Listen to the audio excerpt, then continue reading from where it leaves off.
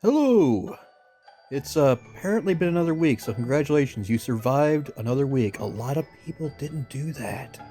Today's story is by one Gene Splicer, a very senior member of the Something Awful crew, a mod, and by all accounts, a really cool dude. And this is his story from when he was a young man. Long ago, when I was an early teen, 1976 in Massachusetts, for those curious, I used to go visit my friend Steve. His home was about 2 miles away if I went by road, and a mile away if I went through the woods. I usually walked through the woods because it was faster, and I liked the forest. One thing I always passed was an old mill. It was said to be from the time of the Revolution. It was deep in the woods, abandoned, falling apart, and often used by high school kids as a place to hang out and drink. One day, I'm heading to Steve's house when I pass the mill. This is about 1 or 2 in the afternoon, on a Saturday. His brother, Kyle, is splayed near the creek where the water wheel used to be. It's kind of weird to see him there, and he calls me over. I ask him what's going on, and he tells me he's really drunk. I ask him if I can help him home, and he says no, but give this to my dad. He unsnaps a leather bracelet that he always wore. It had his name stamped on it. He hands it to me, and I ask again if he needs any help, but he says no, just give that to my dad. I ran the rest of the way to Steve's house. I get there to find the family in a frantic state. A police officer is there taking information. Apparently, Kyle's been missing for more than a day, and everyone's panicking. I tell them I just saw him, and show the bracelet to his dad.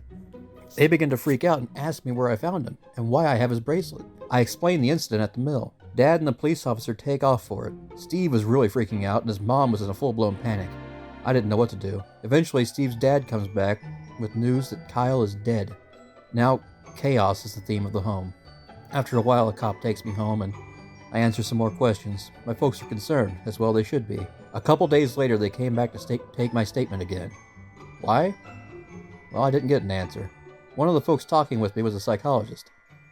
The officer talks with my dad in another room. Why? Yeah, I found Kyle. So what? It turns out the coroner who was called to the scene later determined that Kyle's cause of death was alcohol poisoning.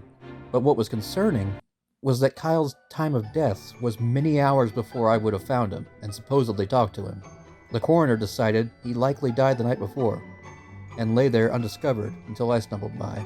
So I couldn't possibly have had the conversation that I reported. How do I account for this? Well, there's several possibilities. One, the coroner is really off with his time of death, which is unlikely, I guess.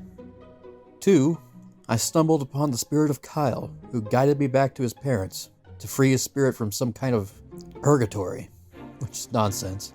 The other possibility is that I stumbled upon his corpse and somehow managed to construct the entire event in my mind, because it was somehow less traumatic to have talked with him than to have just found him dead. TLDR. I talked with the dead guy.